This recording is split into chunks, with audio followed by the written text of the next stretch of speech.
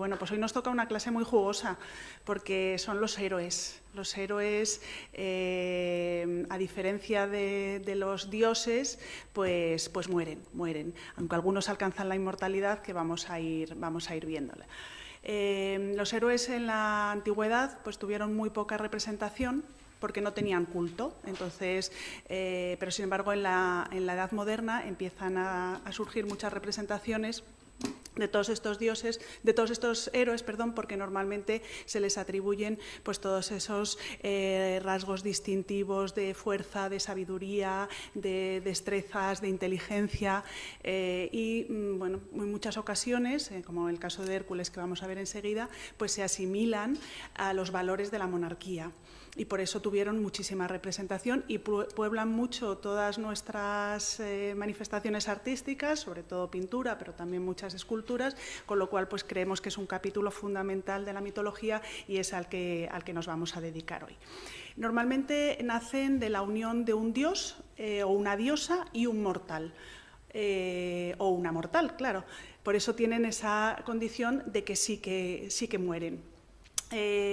Por supuesto, los griegos creían a pies juntillas, cualquier ciudadano griego creía a pies juntillas de la existencia de cualquiera de estos héroes, es decir, formaban parte de su pasado y no tenían ninguna duda de que habían existido y que además sus hazañas o sus virtudes eran condiciones o características que había que imitar y que seguir por encima de todo. La mayoría de ellos, pues vamos a ver cómo sufren unos castigos tremendos o se les encargan unas hazañas increíbles. Entonces, bueno, pues sus historias están llenas de sufrimiento, de penalidades, hasta que van consiguiendo todo lo que se proponen. Vamos a empezar, ¿se acuerdan que el otro día acabamos con Zeus raptando a Ganímedes, que yo les dije que tenía esa forma tan hercúlea y que nos quedaba una de las relaciones de Zeus, que no íbamos a ver el otro día, de una de las relaciones con una mortal, que era Alcmena, porque Alcmena es la madre de nuestro primer héroe de hoy. ¿Qué le tenemos aquí? Hércules o Heracles. Ya les digo que en la antigüedad estos héroes tuvieron poco culto, surgió más en la época moderna, pero en el caso de Hércules o Heracles tenemos estas dos representaciones, estas dos esculturas estupendas. Una de ellas pertenece al Museo del Prado, la otra está en el Museo Arqueológico en Nápoles, pero se las hemos querido poner las dos porque bueno, es la visión más común, más característica del primer héroe que nos ocupa, Hércules. Hércules siempre aparece muy musculado, joven, con el cabello bastante rizado, y lleva algunos de los atributos que le hacen inconfundible, que le podemos reconocer enseguida, son la clava, que es esa especie de bastón nudoso, de especie de tronco, y la leonté. La leonté es esta piel que él saca del león de Nemea, uno de sus primeros trabajos. Ahora los vamos a ver, los 12 trabajos de Hércules, o los docejos, que también se llaman, y con esa capa que le permitirá hacerse invisible en algunos de los momentos que le resulta necesario, con esa especie de piel de león, ya digo, que le sirve de capa, pues también va a ser un rasgo muy distintivo y que enseguida le vamos a reconocer a Hércules. Hay veces también, en este caso, la escultura del Prado lleva en la mano una manzana, que es una de las manzanas del Jardín de las Hespérides, que fue había sido el regalo de bodas de Hera y fue uno de los últimos trabajos que Hércules tiene que acometer a lo largo de su vida. En este caso, la escultura del Prado estuvo en la colección de Cristina de Suecia. Está bastante restaurada, pero ya digo que nos permite ver los elementos principales. En el caso del Hércules Farnese, que es como se le conoce, o Farnesio, es una escultura muy importante porque es una escultura que se descubre, se excava en las termas de Caracalla en 1546, es decir, en mitad del Renacimiento, y fue una de las esculturas que más impactó a los artistas artistas del Renacimiento y se inspiraron en él a la hora de hacer muchas de las composiciones, tanto pictóricas como escultóricas, que hicieron en aquel momento. Este es una copia de un taller romano de un original griego del siglo IV, de uno de los escultores más famosos, que era Lisipo. Aquí aparece bastante agotado, ¿no? El pobre Hércules, ahora lo vamos a ver, que con todos los trabajos que tiene que hacer, pues lo lógico es que el resultado es que le dejase agotado, ¿no? Como aparece, con ese contraposto tan marcado que luego muchos de los artistas, como digo, ya del 16 y del 17, pues recuperaron, captando esa influencia de la antigüedad clásica. Y vemos la leonté, esa piel de león, vemos la clava, que ese bastón nudoso, y lo que aquí no vemos, pero que si van al Museo el Museo Arqueológico de Nápoles, como es una escultura que se puede rodear, por la parte de detrás lleva escondidas en esa mano que nosotros no vemos 3 manzanas del jardín de las Hespérides. Es una escultura monumental, mide más de 3 metros y desde luego es una pieza clave dentro de la historia del arte, ese Hércules Farnesio o Hércules Farnesio. Pero bueno, vamos a conocer un poco más sobre la historia de este héroe que yo les decía que nace de la relación de Zeus y Alcmena. Alcmena era una reina griega, estaba casada con Anfitrión. Anfitrión tiene que marcharse, tiene que ausentarse de casa porque va a la guerra de Tebas. Y Zeus se enamora de Alcmena, y ya saben que Zeus pues, se transformaba en todo lo que se le ocurría para sus conquistas. En este caso, ¿qué es lo que va a hacer Zeus? Pues Zeus se transforma en el propio Anfitrión. Entonces, pues adopta sus facciones. Alcmena se cree que recibe a su marido que vuelve de la guerra de Tebas y pues no se da cuenta que le está siendo infiel. Zeus se las apaña para alargar esa noche durante 3 días y Alcmena queda encinta. La palabra anfitrión, el que lo da todo, viene de aquí, ¿no? Le está dando hasta a su mujer, porque como Zeus se había convertido en anfitrión y Alcmena no se había dado ni cuenta, pues le abre las puertas de su casa encantada. El caso es que pues de esa unión nace, ya digo, Hércules. Hércules será perseguido desde el momento de su nacimiento por Hera, esa esposa celosa y vengativa que tenía Zeus. Al enterarse que Alcmena ha tenido un hijo fruto de la unión con Zeus, pues le perseguirá, ya digo, continuamente. Y aquí tenemos una obra muy interesante, ahora mismo está en restauración, pero seguramente han tenido ocasión de verla en el museo porque estaba colocada a la salida de los ascensores centrales, donde está el cuadro tan grande de este pintor polaco, ahora mismo no me sale el nombre, pero bueno, ahí estaba en uno de los laterales. Es un relieve, un alto relieve en pórfido, ya digo que ahora mismo no lo van a ver porque está en restauración, y es pues muy gracioso porque cuando uno ve piensa que es un niño juguetón que está como con unas cintas haciendo una especie de baile, pero no son unas cintas, lo que tiene son unas serpientes, se está liberando de las serpientes, porque nada más nacer, cuando estaba todavía en la cuna, lo que hace es que le manda unas serpientes a la cuna para que acaben con la vida de este niño. Bueno, pues él, con esa fuerza extraordinaria que tenía, se deshace de esas serpientes y después Hera le hará la vida imposible, ¿no? Le perseguirá hasta la saciedad y le hará sufrir todo tipo de castigos. Este relieve, que ya les digo está realizado en pórfido, es un alto relieve, fue un regalo que le hace el cardenal Barberini a Felipe IV y desde el siglo XVII pertenece a las colecciones del Museo del Prado. A mí me gusta mucho por eso, porque es un Hércules camuflado, ¿no? No da la sensación de que tengamos a este héroe de la mitología griega. Bueno, uno de los primeros episodios que sucede, que acontece en la vida de Hércules, nos lo ilustra aquí Rubens en uno de los cuadros que pinta para esa serie de la Torre de la Parada, de la que hemos hablado ya muchas veces durante el curso pasado y también el otro día. Esa serie de más de 60 obras con temática mitológica, y yo creo que esta es una de las más bonitas y una de las más poéticas también.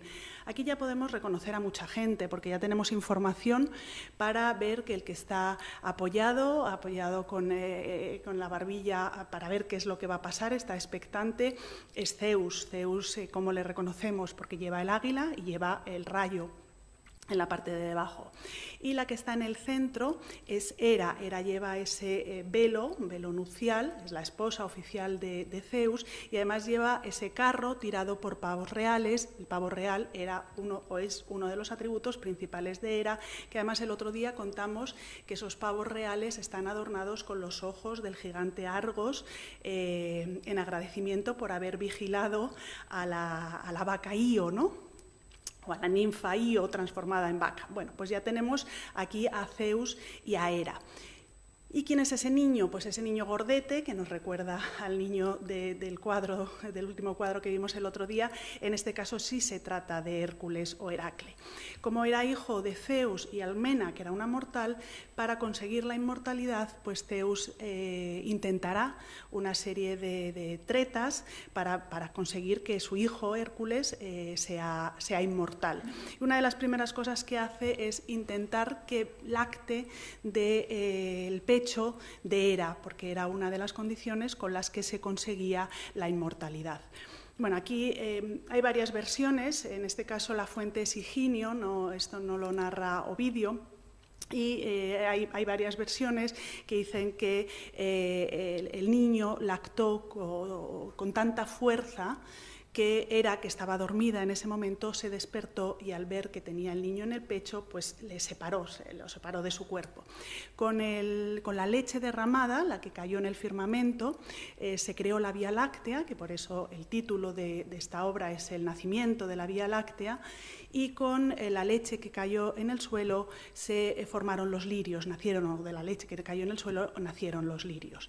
Ya la Vía Láctea, Demócrito había hablado de ella, y en el siglo XVII, gracias al telescopio de Galileo, pues se pudo estudiar mucho mejor ese conglomerado de estrellas que conocían, ya digo, de su existencia desde la antigüedad y que los griegos explicaban de esta forma tan poética, ¿no? Y de esta forma tan bonita. Bueno, pues cuando cumple 18 años, Hera, que le sigue persiguiendo, pues ya se había tenido que enfrentar a varias pruebas para demostrar esa fuerza y esa valentía, esa capacidad que él tenía, y ya con 18 años se había enfrentado y vencido al león de Citerón. Pero Hera le sigue persiguiendo y entonces le manda un acceso de un brote de locura. Él estaba casado con Megara, tenía varios hijos con ella, y en este brote de locura lo que hace es que Hércules acaba con la vida de todos sus hijos. Él consulta al oráculo de Delfos, cuando vuelve su cordura, ¿no? Después de ese brote de locura que le había mandado Hera, pues consulta al oráculo de Delfos y le pregunta cómo puede purgar su culpa, ¿no? Cómo puede conseguir el perdón por haber matado a sus propios hijos. Entonces le dice que en el oráculo de Delfos le dice que tiene que ponerse al servicio de Euristeo. Se presenta ante Euristeo y Euristeo le dice que le va a encargar 12 trabajos, que se conocen como los docejos, los 12 trabajos de Hércules o los docejos también.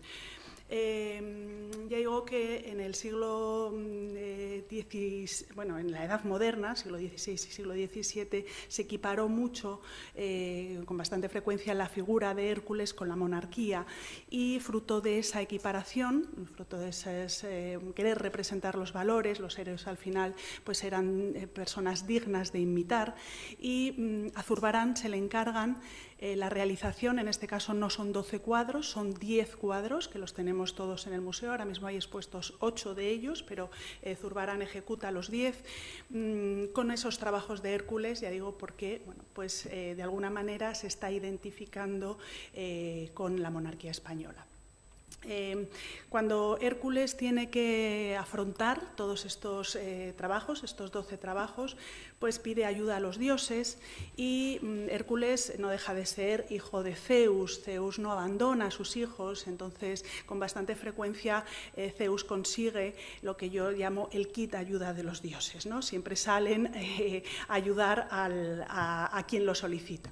Y en este caso el kit ayuda de los dioses que le dan a Hércules consiste en una coraza, una especie de escudo que le hace Hefesto, el dios del fuego, la espada de Hermes o Mercurio y una especie también de túnica, un peplo que le da a Atenea. Atenea es una de las que más ayuda también a los dioses cuando tienen que partir hacia sus hazañas, la vamos a ver luego ayudando a Perseo, y en el caso de Hércules, por supuesto, también sale en su ayuda.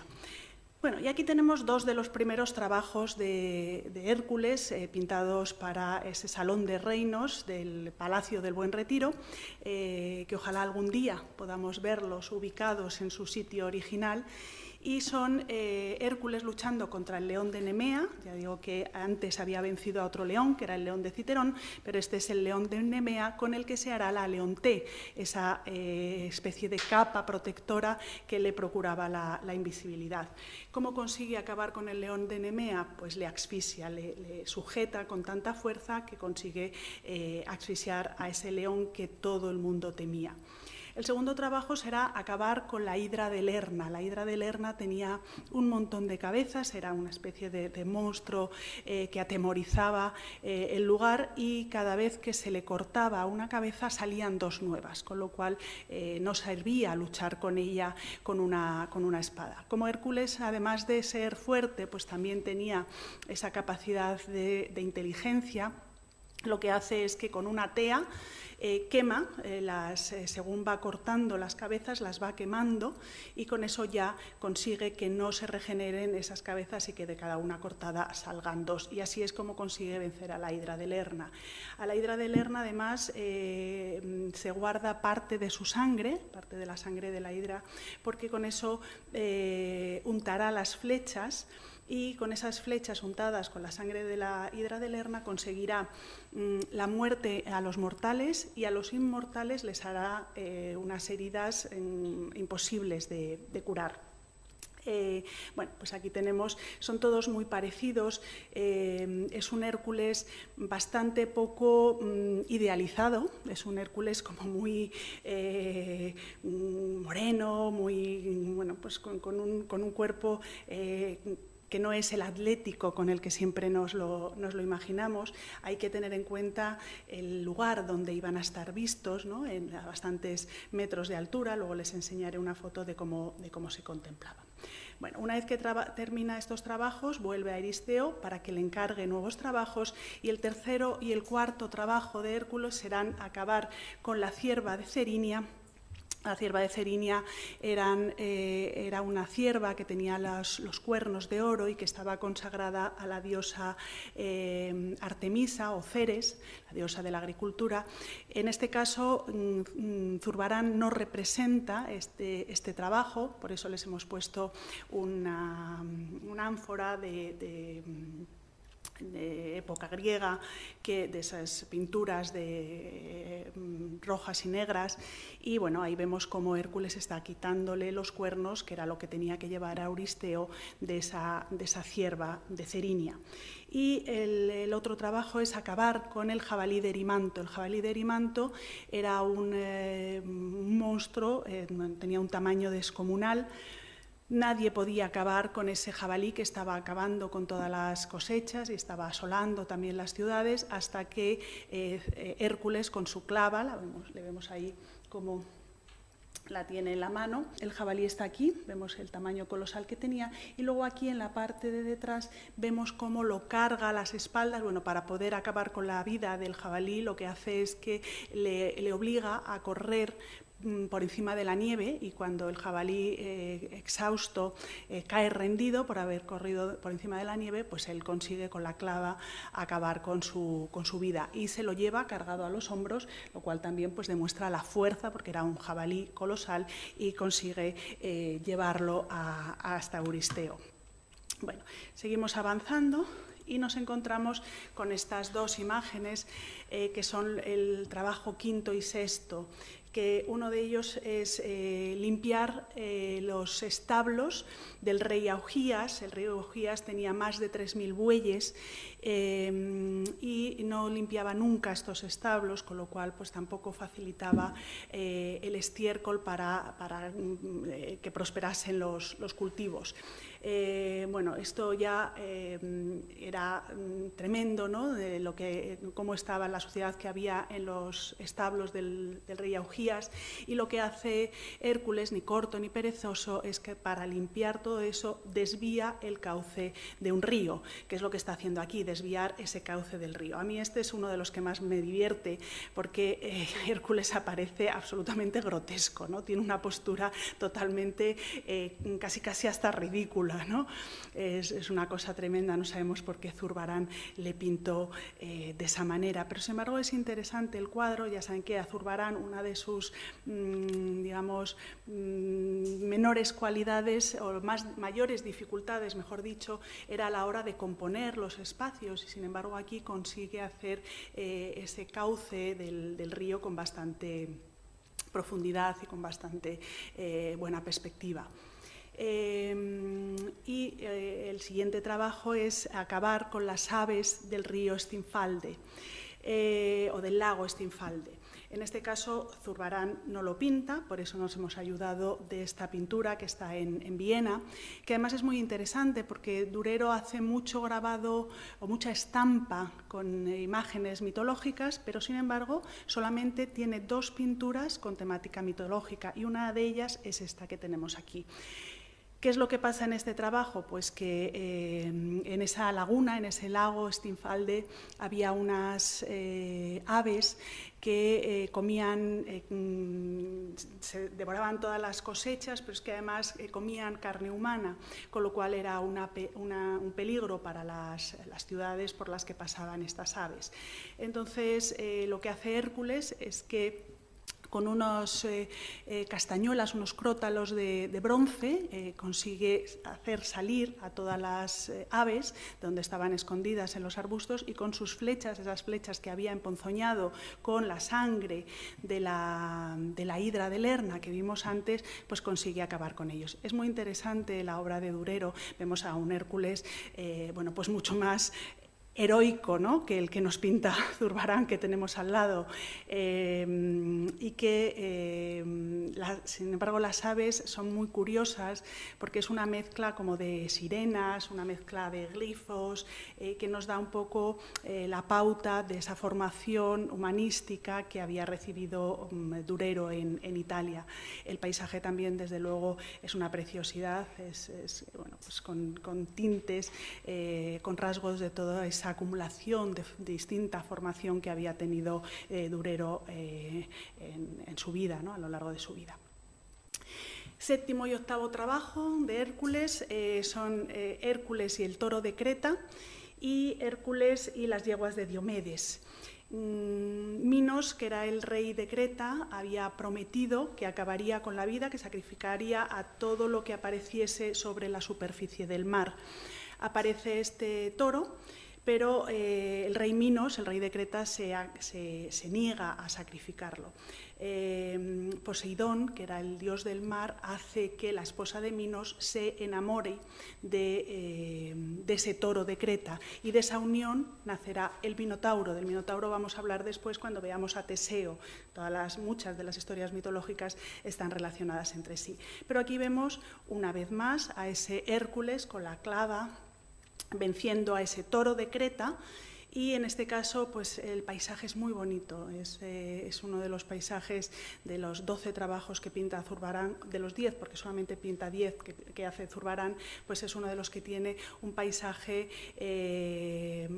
más claro, los demás son bastante oscuros, que además nos habla de ese aprendizaje que pudo tener Zurbarán cuando viene a la corte, viendo obras de pintura flamenca de las colecciones reales y también estudiando o compartiendo enseñanzas con Velázquez, ¿no?, que estaba en ese momento trabajando en la corte.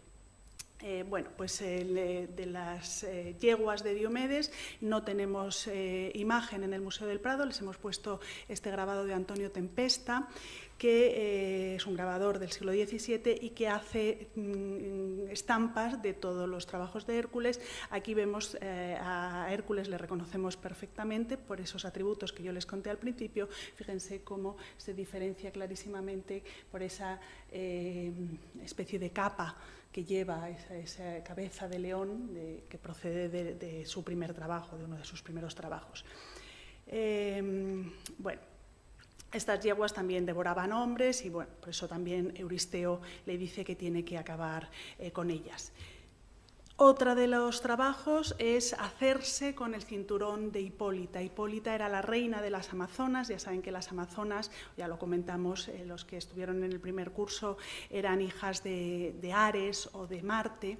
Y bueno, en un primer momento, cuando Hércules se acerca a Hipólita para pedirle ese cinturón de oro que llevaba, porque se lo tiene que llevar a Euristeo, en un principio Hipólita sí que está receptiva, sí que le va a ayudar, pero Hera, que siempre estaba detrás y siempre molestando, pues le anima a Hipólita a ejercer de guerreras, que eran, bueno, pues como eran estas amazonas, y le dice que lo tiene que luchar.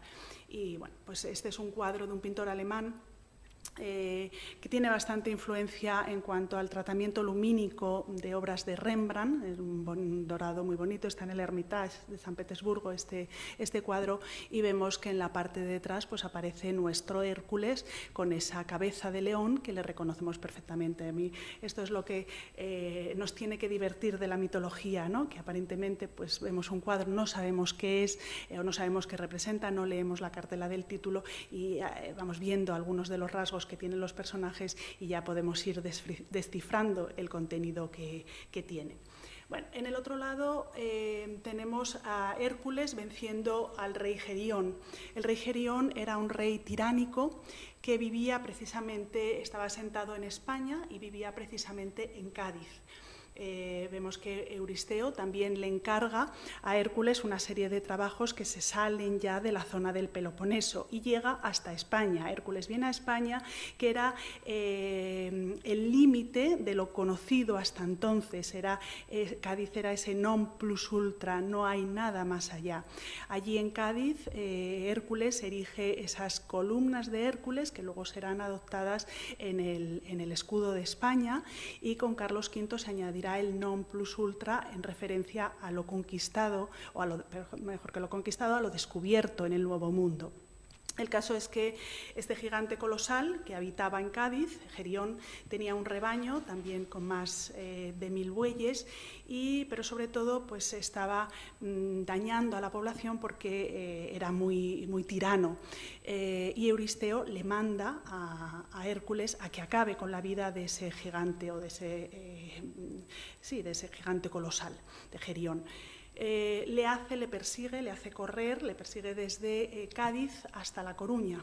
En La Coruña consigue acabar con su vida y allí, donde entierra la cabeza del gigante Gerión, construirá dos torres, una torre, en Cádiz construye dos, en La Coruña construye una, que es la torre de Hércules, que seguimos conociendo, o que sigue estando ahora. Bueno, y aquí tenemos dos trabajos más, con este ya acabarían, aunque luego le manda otros dos, cuando regresa pensando que ya va a conseguir ese perdón por parte de Euristeo, le manda otros dos más, y uno de ellos es el conseguir esas manzanas del jardín de las Hespérides, que era el regalo de boda que Hera había recibido al casarse con Zeus, y estaban custodiadas por este dragón que vemos aquí que Hércules le está venciendo, ¿no? Para poderse hacer con esas manzanas, que será también lo que lleve él siempre en la mano. Es un cuadro de Rubens que probablemente no hayan visto nunca, pertenece al Museo del Prado, no suele estar expuesto en nuestra colección, pero sí que es uno de los que habitualmente viaja a otras exposiciones temporales, y en concreto una exposición que se hizo en colaboración con la Caixa y que ha recorrido muchas partes de España, pues sí que estaba incluido este cuadro, que es muy interesante, es un Rubens del último periodo. y otro de los trabajos era acabar con la vida de Anteo. Anteo era hijo de Gea, la diosa tierra, y cada vez que, bueno, era muy difícil vencerle a Anteo porque con ayuda de su madre tierra, con ayuda de su madre, que era la diosa Gea, la madre de la tierra, pues siempre cuando caía recobraba fuerza, esa fuerza que le impulsaba a su madre.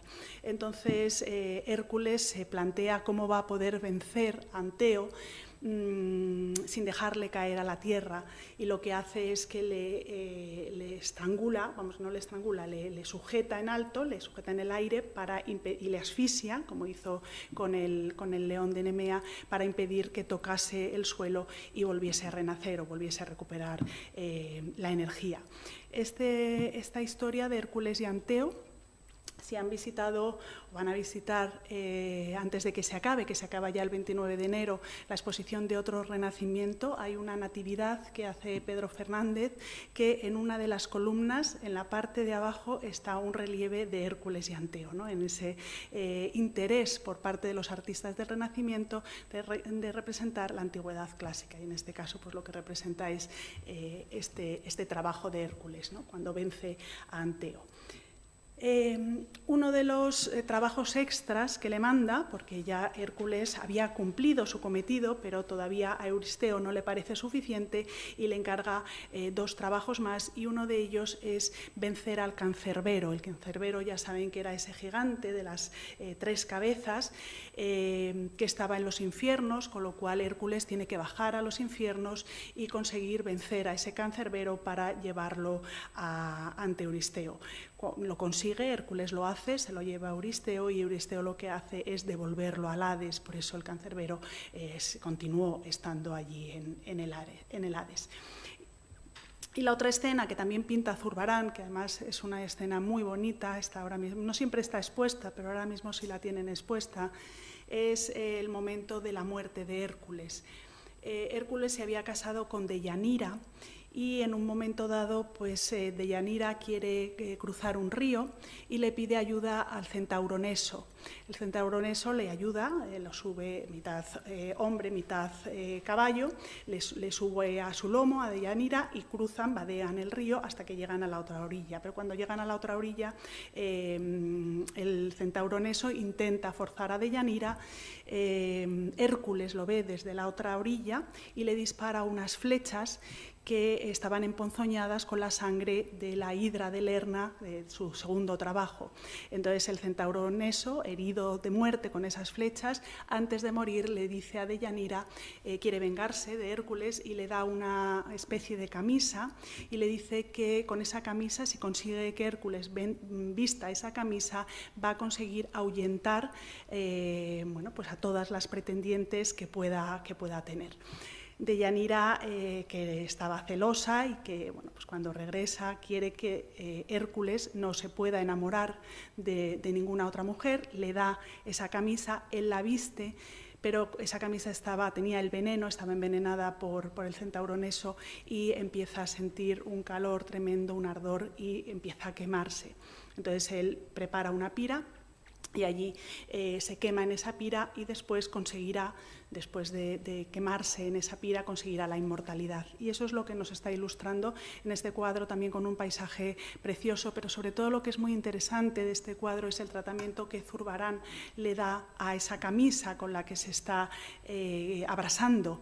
Esa camisa pues tiene el mismo tratamiento que todos esos hábitos de los ciclos monásticos tan maravillosos que pintó Zurbarán a lo largo de toda su vida, ¿no? Es increíble los toques tan precisos que tiene y con la finura con la que está trabajando esa tela blanca para una obra que estaba colocada a 3 metros de altura, porque fíjense en esta recreación del Salón de Reinos donde estaban todos los cuadros de batallas que el conde duque de Olivares había encargado para recrear un año especial, un año magnífico para la monarquía española, que fue 1625, aunque la mayoría de los cuadros se pintan 10 años después, pero todos ellos refieren a ese 1625. Y en la parte de arriba, aquí los ven bien, aquí por ejemplo reconocemos a Hércules y Anteo, ¿no? Uno de los últimos que les he puesto. Estaban esos 10 trabajos. ¿Por qué 10 trabajos pinta Zurbarán y no 12? Pues porque son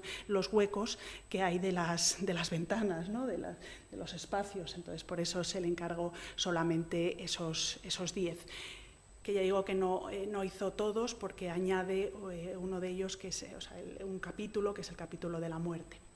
Bueno, esta referencia mitológica o este querer incluir a Hércules dentro de esa decoración del Salón de Reinos, pues probablemente es una alusión o una referencia mitológica a las batallas de los ejércitos españoles y cómo la corona española conseguía vencer a los holandeses, a los franceses, a los ingleses durante el reinado de Felipe IV.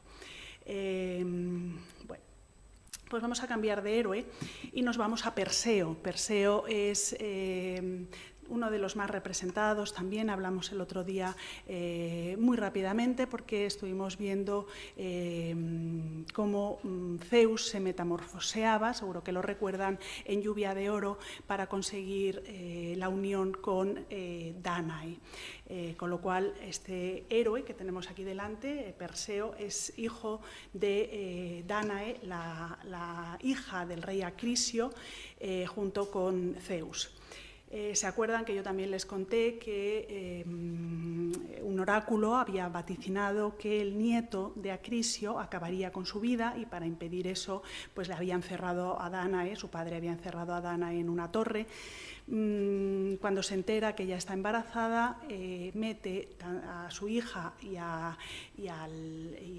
nieto, a Perseo, los mete en una especie de arca, lo abandona en el mar, y ese arca llega a las costas de una isla, la isla de Séfiros, que estaba gobernada por Polictetes. El rey era Polictetes.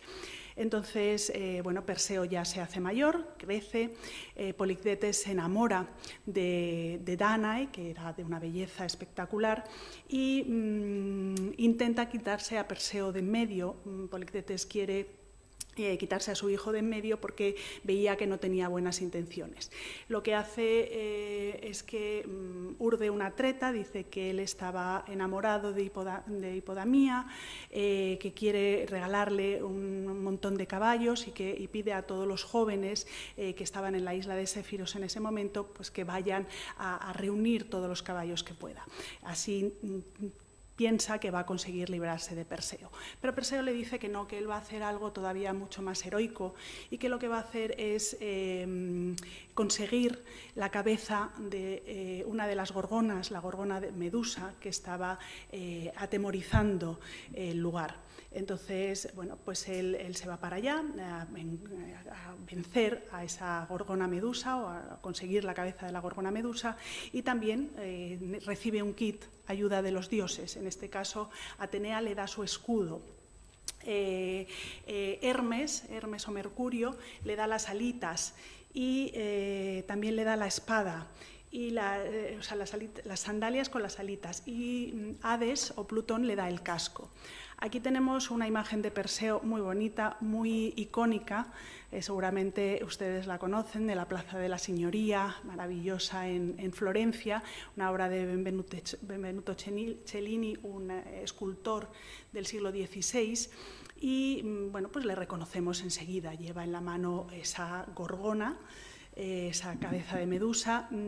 Podríamos confundirle con Hermes porque lleva las alitas, ese sombrero con el pétaso, vemos que también lleva alitas en los pies, y hablamos de Hermes o Mercurio, pero claro, podríamos pensar en un primer momento que es Hermes o Mercurio, pero es raro que Hermes o Mercurio lleve una espada, y sobre todo la que nos da la pista para reconocer a quién tenemos delante es esa cabeza que tiene en la mano. Bueno, pues la gorgona medusa o las gorgonas eran unas hermanas, conocidas también como las gayas, que tenían un solo diente y un solo ojo. Eran, sobre todo Medusa, capaces de petrificar solamente con su mirada a quien se lo propusiesen, ¿no? Tenían pues este aspecto que vemos aquí, ojos saltones, pelo muy rizado, serpientes enrolladas a lo largo de su cabeza, unos colmillos también muy prominentes.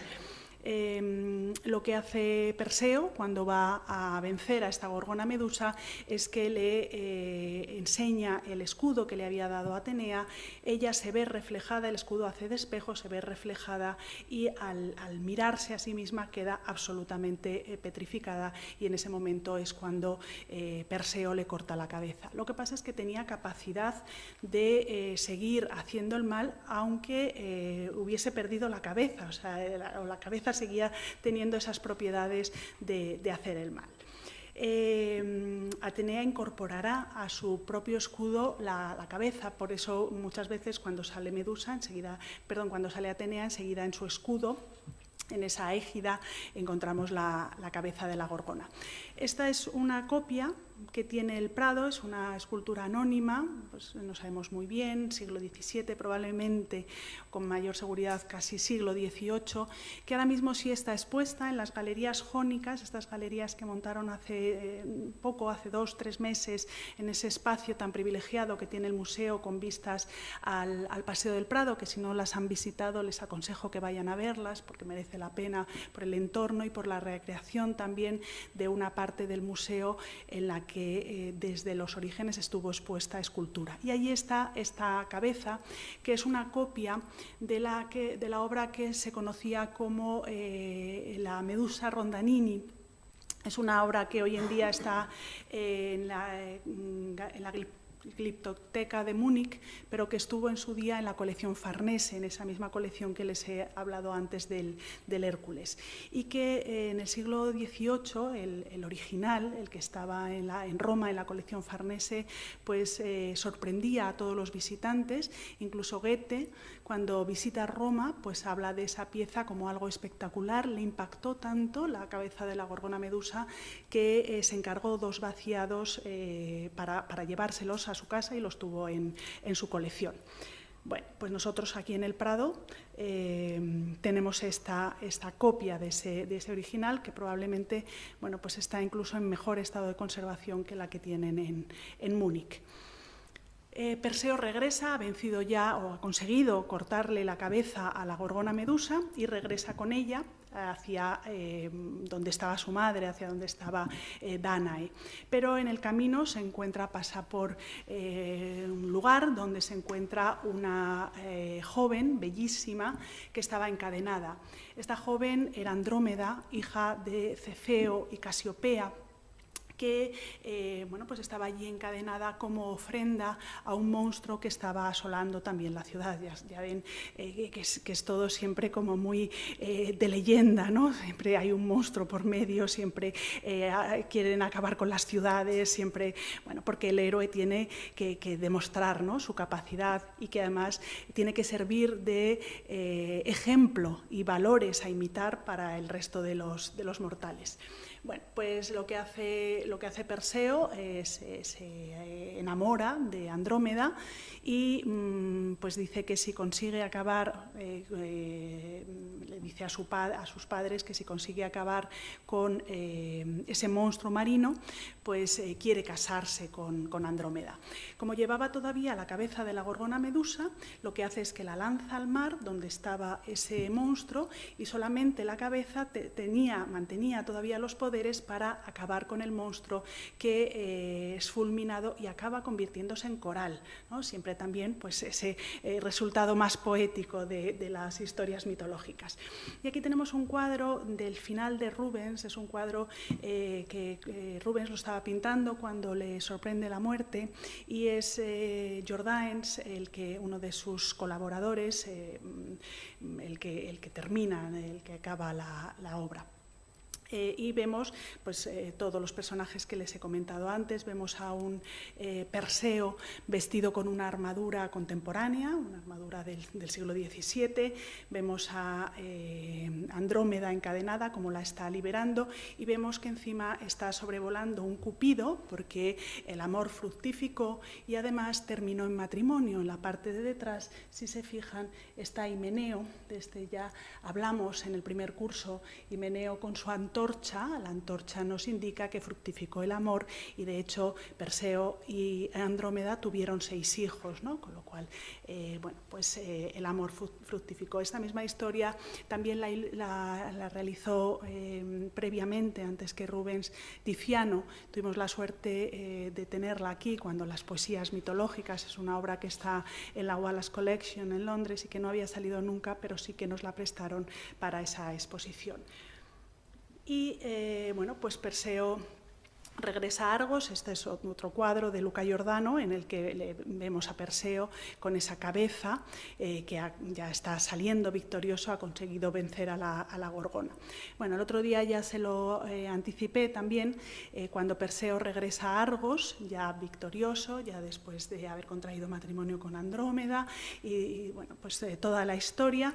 Los oráculos eran implacables y lo que había vaticinado un oráculo iba a suceder, pasase lo que pasase. Perseo está jugando en unos Juegos Olímpicos con el disco se escapa, impacta directamente contra el rey Acrisio, el padre de Dánae, y Acrisio muere, con lo cual se cumple el vaticinio de que el rey de Argos moriría en manos de su nieto, como así fue.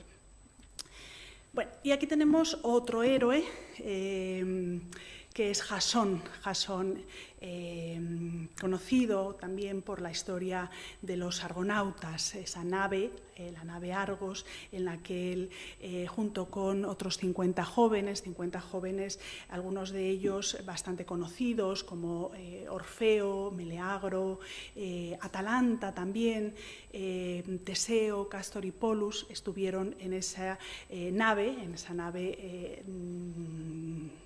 que le da el nombre a Jasón, bueno, que acompaña a Jasón y los argonautas, ¿no? En esa nave Argos.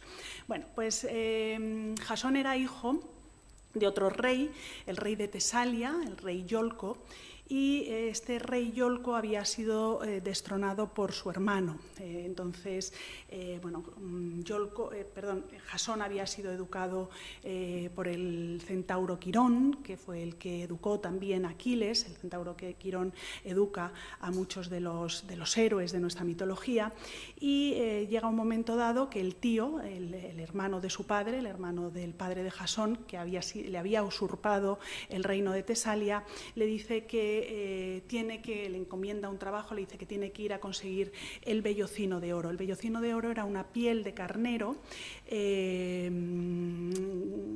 dorada que estaba consagrada al dios Ares, o al dios Marte también, el dios de la guerra, y que estaba en la Cólquide, que era el Cáucaso, un lugar muy lejano. Entonces, bueno, pues él decide reclutar a todos estos compañeros, estos argonautas, y se van sufriendo tormentas, sufriendo hambre, sufriendo enfrentamientos con gigantes, bueno, una serie de penurias, y también en un momento dado se encuentran con Medea, que era una hechicera que le da unas hierbas y le da una serie de consejos para conseguir hechizar al dragón, que era quien estaba protegiendo, quien estaba resguardando ese lugar donde se encontraba el vellocino de oro. Entonces, esto es lo que Erasmus Colinos, que probablemente el boceto original sea obra de Rubens, pero no lo conservamos este cuadro de uno de sus discípulos, que pasa la obra a grandes dimensiones, y es lo que nos está ilustrando aquí. Vemos cómo Jasón vestido como un guerrero, está con el vellocino de oro y este sería el dios Marte o el dios Ares, a quien estaba consagrado esa piel de carnero. Fíjense qué bonito cómo va recreando las arquitecturas con estas columnas jaspeadas de la parte de atrás tan interesantes. Esta historia de Jasón y los argonautas también nos la narra Higinio. Bueno, ya saben que este vellocino de oro será adaptado o adoptado en el Toisón de Oro, cuando Felipe el Bueno, en 1429-1430, con motivo de su matrimonio, pues instaura esa nueva orden, ¿no? La orden del Toisón de Oro. Y aquí tenemos a Teseo. Teseo era hijo de Posidón. Bueno, tenía una doble paternidad. Era, por un lado, hijo de Posidón y la princesa Etna, pero había sido criado solamente por su madre, por la princesa, y también era considerado en ese momento el hijo del rey Egeo, que era el rey de Atenas. Entonces, bueno, en un momento dado, él decide demostrar que efectivamente su padre verdadero es Posidón, el rey de los mares, y decide enfrentarse a un reto heroico también, porque quiere ir a vencer al Minotauro, el Minotauro que estaba en Creta, en el laberinto. El Minotauro, lo hemos comentado antes, que era hijo del rey era hijo de la esposa del rey Minos y ese toro de Creta al que Hércules consigue vencer. Esta historia de Teseo, aunque bueno, pues hay mucha mitología asociada a este héroe, sin embargo en el Prado no tenemos ninguna obra que podamos ilustrarlo, por eso les hemos puesto una obra que pueden ir a ver aquí muy cerquita al Museo Arqueológico de Madrid y que bueno, pues es una de esas copas, la copa de Aison, uno de esos vasos maravillosos de figuras rojas y negras. Entonces aquí vemos cómo Teseo está tirando del Minotauro al que ha conseguido vencer en ese laberinto, y ¿quién le está ayudando? La reconocemos ya sin ningún problema porque lleva el casco, lleva la égira y lleva la cabeza de la gorgona medusa, bueno, pues representada de una forma como muy esquemática, muy ingenua, pero lleva todos los atributos para pensar efectivamente que se trata de Atenea, que es la que ha ayudado a Teseo en este reto, ¿no? En este momento. ¿Qué es lo que pasa? Pues que en ese Minotauro, esa especie de, o sea, esa mezcla entre hombre y toro que estaba asolando la ciudad de Creta y que estaba encerrado en ese laberinto, pues había que hacerle una ofrenda anual de 7 jóvenes, 7 chicos y 7 chicas, había que procurárselos, había que entregárselos a ese Minotauro.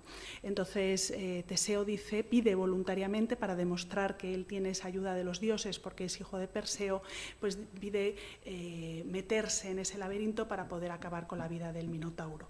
Para ello va a contar con una ayuda fundamental, que es la ayuda de Ariadna. Ariadna es la que le dará el hilo para conseguir marcar el camino y que a la vuelta, cuando haya conseguido vencer al Minotauro, pueda salir de ese laberinto, porque muchos de los jóvenes que acudían a vencer al Minotauro, el problema era que luego no podían regresar.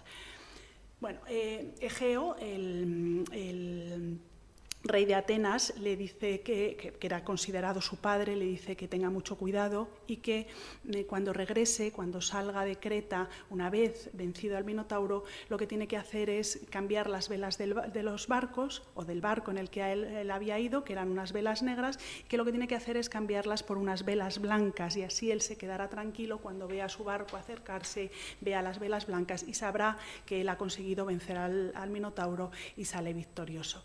¿Qué es lo que pasa? Que a Teseo se le olvida. Una vez que ha vencido al Minotauro, se embarca y con la emoción pues no cambia las velas de velas negras a velas blancas. Egeo, que ve el barco volver con las velas negras, piensa que su hijo ha fallecido en el laberinto con el Minotauro y se arroja al mar y allí muere, dando nombre al mar Egeo, de este rey Egeo que tenía Atenas en aquel momento. Y como no tenemos ninguna obra de Teseo en nuestro museo, pues les hemos puesto esta imagen de Ariadna dormida, que es esta joven que le facilitó ese hilo larguísimo con el que Teseo consiguió salir del laberinto. Teseo y Ariadna escaparon juntos, pero llegaron a la isla de Naxos y allí la abandonó y fue encontrada por Dionisio, que la hizo su esposa. Y aquí tenemos a Meleagro. Meleagro es otro de los héroes que vamos a ver en el día de hoy, que también tiene bastante representación pictórica. Y Meleagro pues, fue uno de los argonautas, que también fue en la nave, junto con Jasón, a por el vellocino de oro. Era hijo del rey de Calidonia, del rey Eneo, rey de Calidonia. Cuando nace Meleagro, su madre escucha a las parcas que comentan algo así como: la vida de este chico, la vida de este bebé, de este recién nacido, durará lo que tarde en consumirse este tizón, lo que tarde en arder este tizón. Y arrojan las parcas un tizón al fuego. Su madre, que lo oye, decide que eso no puede ser, rescata el tizón, consigue apagar las llamas y lo guarda tranquilamente en un cajón. Pasa el tiempo, Meleagro se hace mayor. Y aquí le tenemos pues en una expedición que él organizó, en el que también le ayudaron algunos de los argonautas, que fue intentar vencer al jabalí, sí, era un jabalí. Me sale ahora mismo, yo creo que era un jabalí. Al jabalí de Calidonia, que estaba asolando las cosechas, estaba arrasando todas las cosechas. Porque el rey de Calidonia había hecho una especie de ofrenda para agradecer a los dioses las buenas cosechas que habían tenido, pero cometió el fallo de no invitar a esas celebraciones a la diosa Ceres o Artemis, la diosa de la agricultura, la que la vemos aquí en este pedestal, ¿no? En esta escultura. Vemos que lleva no es la diosa Ceres, es Artemis o Diana con el arco y las flechas. Aquí vemos a Atalanta, que es otra de las que le ayuda, y vemos aquí en la parte de atrás a Meleagro. Este es un cuadro que seguramente han visto expuesto, porque no habitualmente, pero sí que ha estado expuesto en bastantes ocasiones. Estuvo también en esa exposición de pasiones mitológicas. Forma parte de un encargo de más de 28 cuadros que se encargaron a distintos artistas para la decoración del Palacio del Buen Retiro, y pues un poco la premisa era que representasen escenas relacionadas con la antigüedad clásica. El cuadro mide 360, más de 3,5 metros de ancho.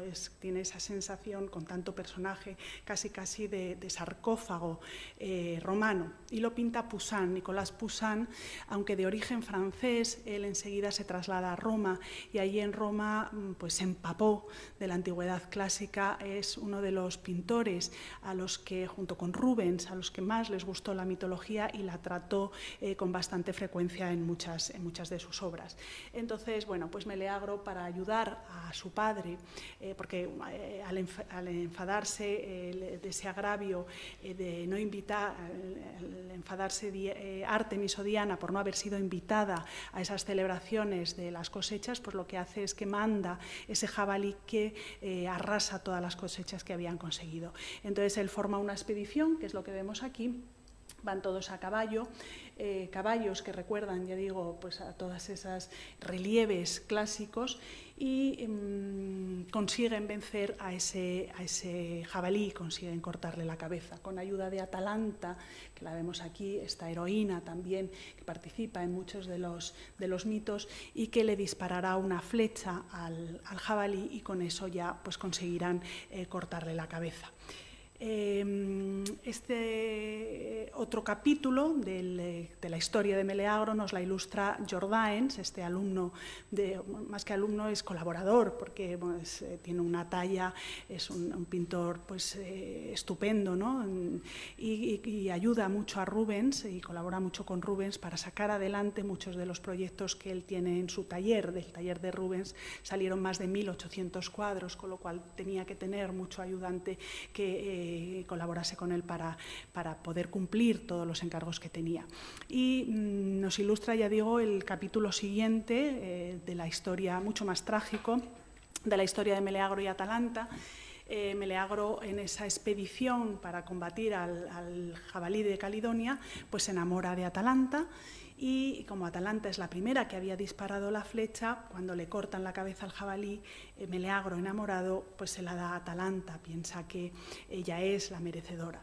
Lo que pasa es que los tíos de Meleagro empiezan a reclamar que esa cabeza, ese trofeo, les corresponde, que son ellos quienes tienen que recibir la cabeza. Aquí tenemos a Meleagro y aquí está Atalanta enamorada. Y bueno, pues en este momento los tíos empiezan a discutir. Hay una disputa bastante grande con Meleagro. La madre de Meleagro se pone de parte de sus hermanos en vez de su hijo, recuerda lo que habían dicho las parcas en el momento de su nacimiento, va corriendo hasta donde tenía guardado el tizón, lo lanza al fuego y en ese momento, de forma súbita, a Meleagro le sube una fiebre altísima y muere. Una cosa tremenda. Bueno, pues después de la historia de Meleagro nos quedaría otro de los héroes más conocidos y también más representado y también que más ha influido tanto en el arte como en la literatura posterior, será Aquiles. Aquiles, hijo de Tetis y Peleo, que será nuestro protagonista el próximo día, porque el próximo día lo dedicaremos a la guerra de Troya. Así que después de ver tanta hazaña heroica, les deseo una tarde más tranquila. Espero que bueno, pues, estos héroes que salen tantas veces